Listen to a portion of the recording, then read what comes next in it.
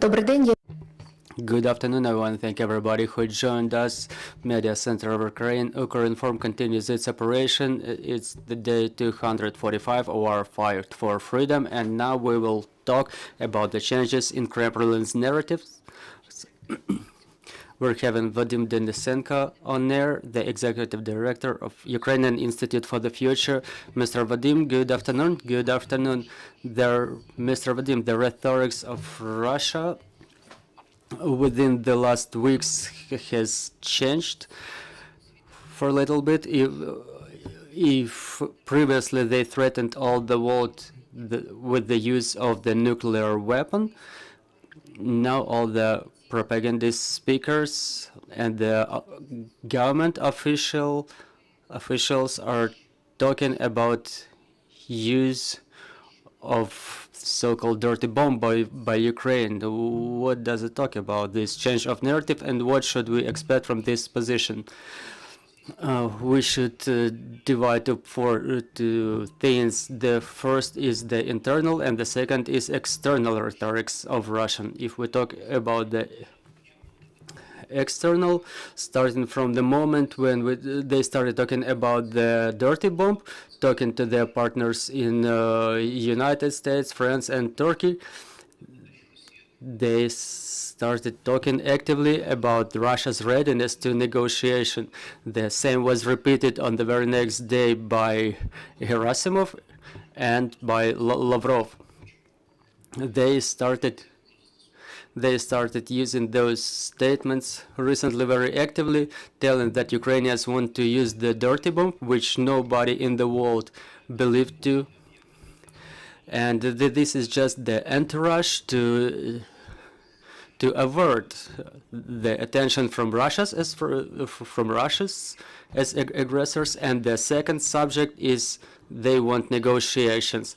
We clearly understand that there is no firm grounds for negotiations. There is no issues to hold negotiations about. So it's just their attempt to sit at the negotiations table.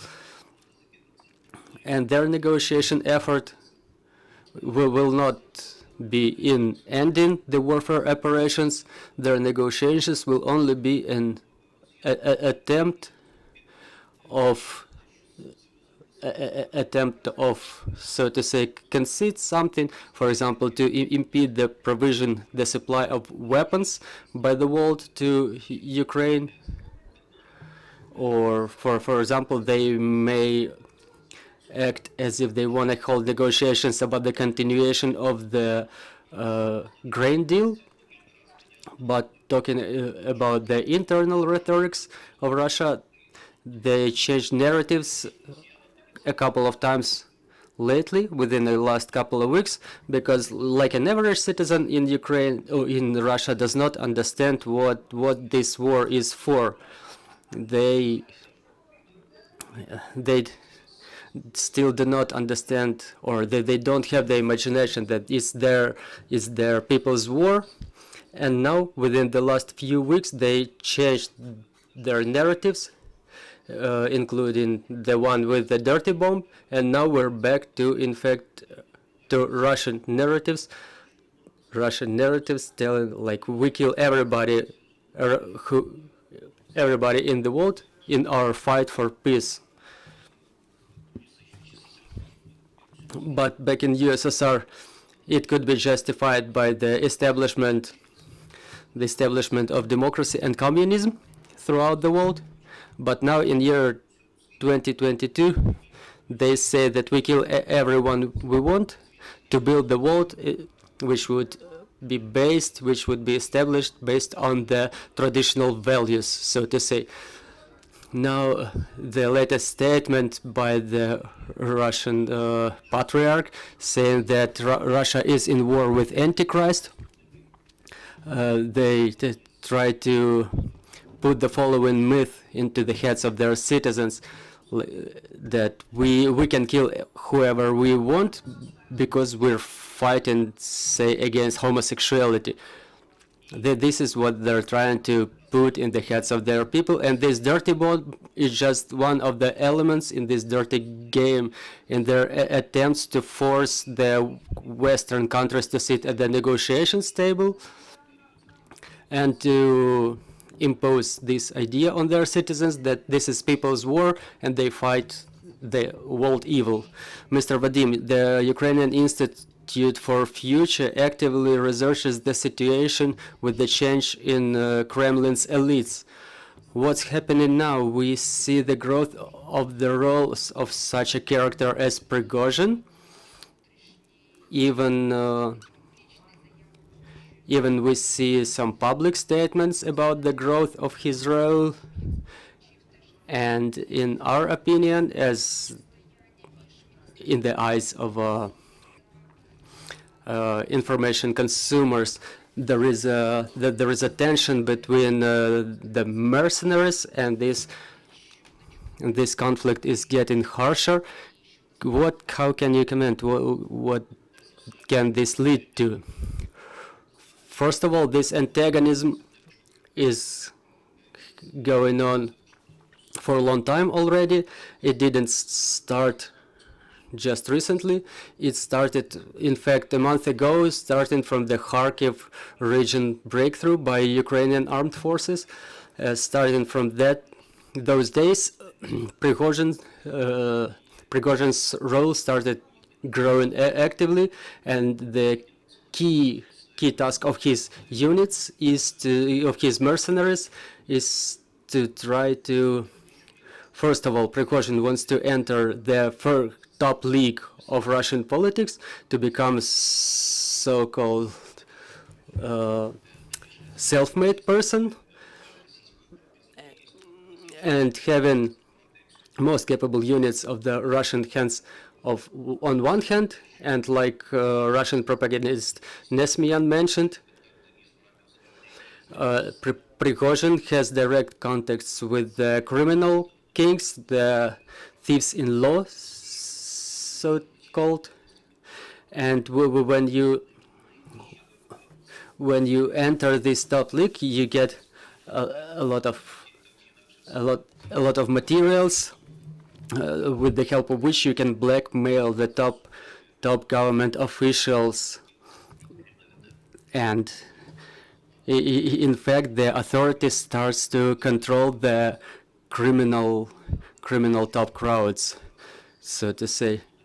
But we cannot say now that Prigozhin fights with Putin now. He wants to be built into Putin's regime, and he wants just to get his place under the political sun, to become the, so to say, the first echelon political official.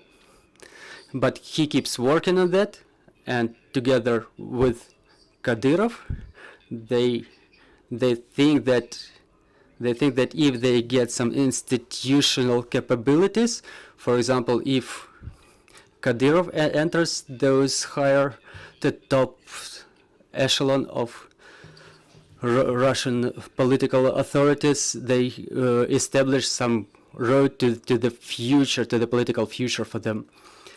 And recently we've seen the appearance of Rogozin, the former Roscosmos manager, who appeared in a caricature form with a Glock pistol, which is not of Russian manufacturing.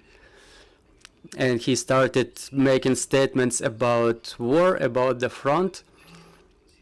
So we can make assumptions on what Russian Federation is doing along with their propaganda bloc. We understand that they cannot fight the anti-Ministry of Defense narratives. They cannot head them. They cannot lead them. So they start mixing Kadyrov and Prigozhin, trying to create a couple of new figures. And for the time being, we cannot say, it's hard to say what will happen next. There are attempts of forcing Putin to change the management of the Ministry of Defense, and those seats, those offices are being claimed by Kadyrov and Prigozhin. But for the time being, the change of the way is something that will not happen to them. Mr. Vadym, all the experts share the opinion that the elites of Putin, they are divided into two groups, hawks and pigeons. Both groups understand that they cannot lose, but they see different ways out of this situation. Both Kadyrov and Prigozhin, we may say that we can refer them to the hawks group who want to fight until the very end, but another group is pigeons who want to stop the war. So what's going on in that group? Well, there are no hawks and pigeons. It's not more than a figure of speech, than a metaphor. There are just the groups of influence who fight for their place under the sun within the framework of Putin's system, and they are not ready to leave this Putin system. So we can say that there is Prigozhin and there is Kadyrov who elbow their way to the higher echelons of authorities, and there is another group, so to say, like Peskov, who upon consent of Putin, they enter some public discussions trying to balance them.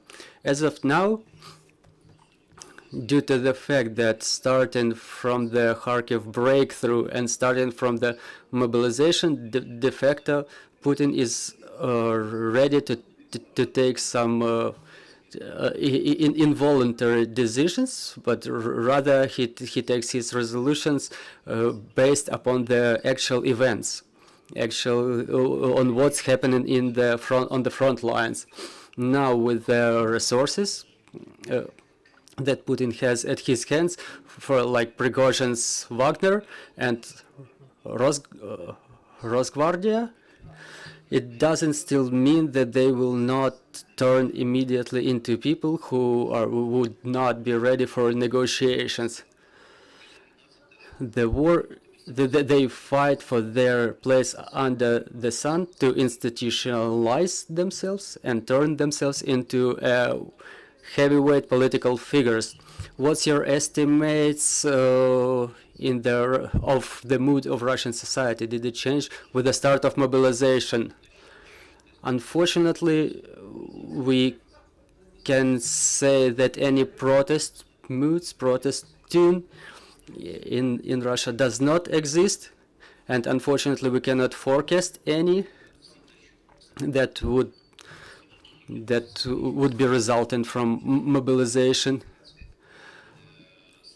The situation with the mobilization is stabilized for the time being. What does it mean? It means that this Russian society accepted the opinion that the government has a plan B. In fact, there is no plan B, and they think that the shelling of our energy infrastructure is this plan B, and maybe they think that the mobilized ones will change the pace of war, the way the war is going on.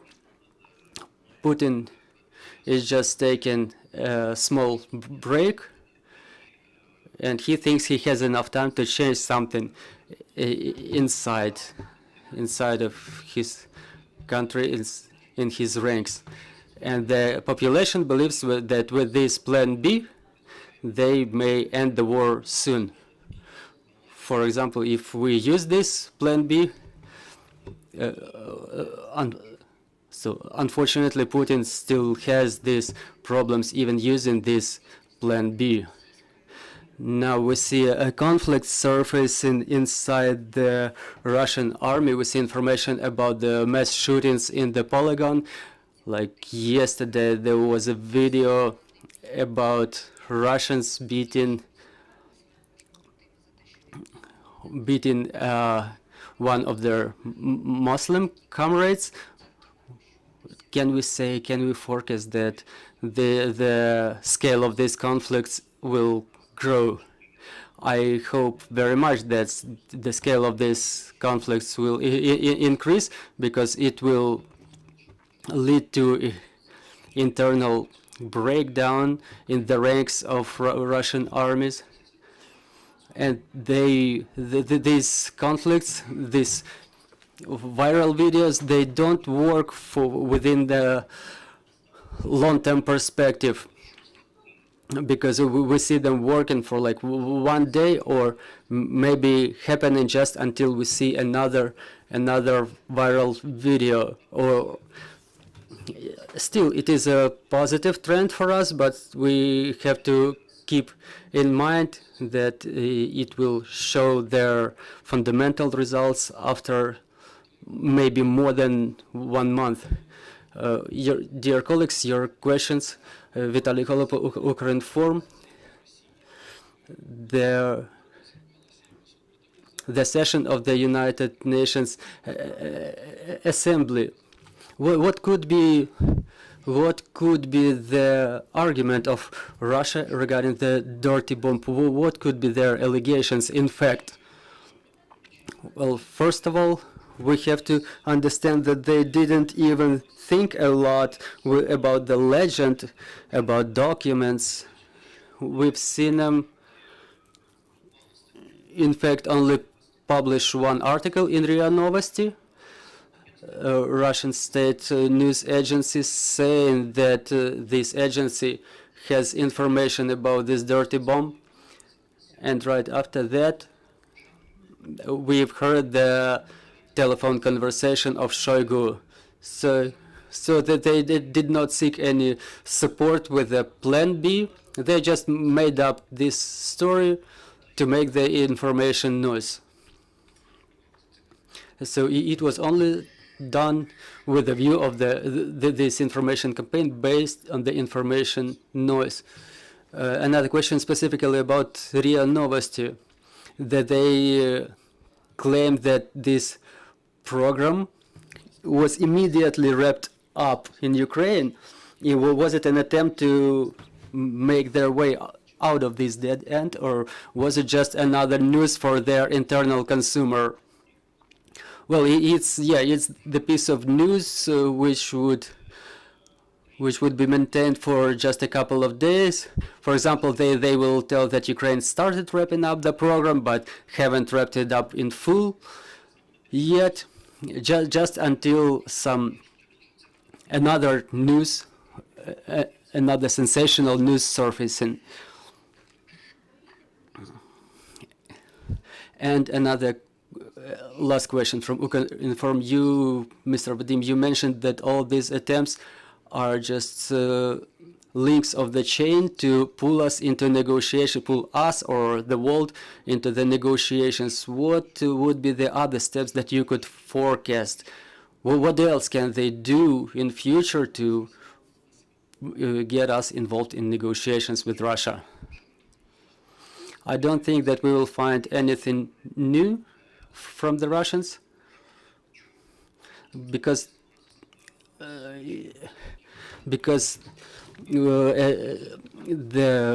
one of the heads of the British intelligence said that they're using the old stencils for all their information operations.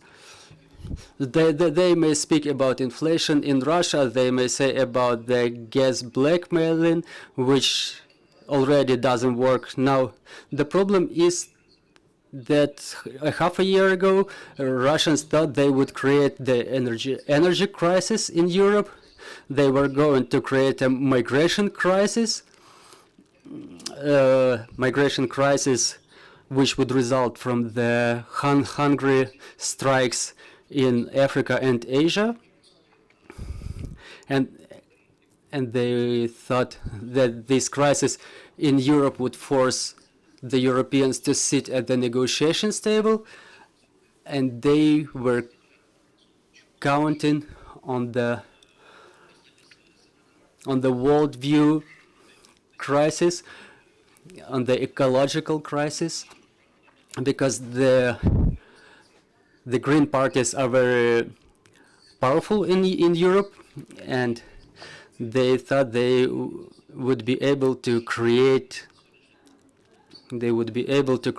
more crisis in Europe, and they only have nuclear blackmailing with them now, and they keep telling the same things, that Europe would freeze during winter, and now they finish with their blackmailing in terms of breaking the grain deal. Newspaper Asahi Shimbun, and my question is about the aim or target of the Russian forces now. So if the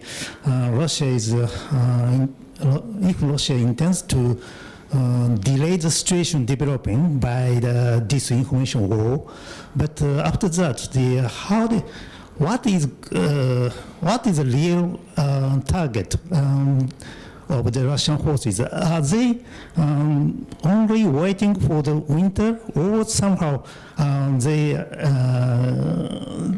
intend to do something and buying their times by doing such a information war?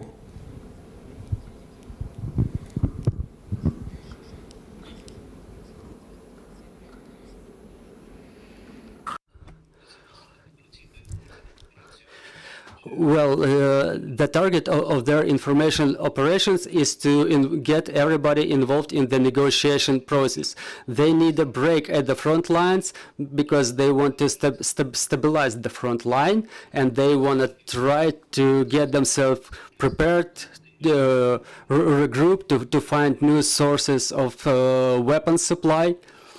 And they want to reinvigorate their forces to create the new offensive, which we cannot admit in any way. Our first and foremost task in the first part for our diplomacy is to impede any negotiations with Russia, because there's nothing to have negotiations about with Russia.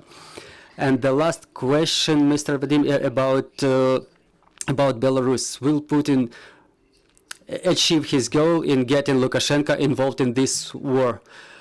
No matter what everybody thinks, Lukashenko will withstand until the very last moment, to the best of his capabilities. Let's not forget that the Belarus army, even no matter the fact that it's 50,000 of them, they only have 7, 8, maybe 10,000 people in their battle units, which is definitely not enough to break our defense lines.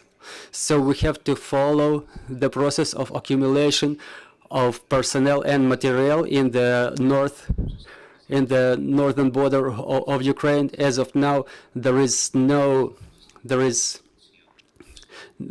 no enough troops for the offensive from the Belarusian territory. Thank you very much, Mr. Vadym. I will remind you, we had Vadym Denysenko with us, who is the head of Ukrainian Institute for Future. Our team is preparing the schedule for tomorrow. Believe in our armed forces. Work together for the victory. Thank you. Stay with us.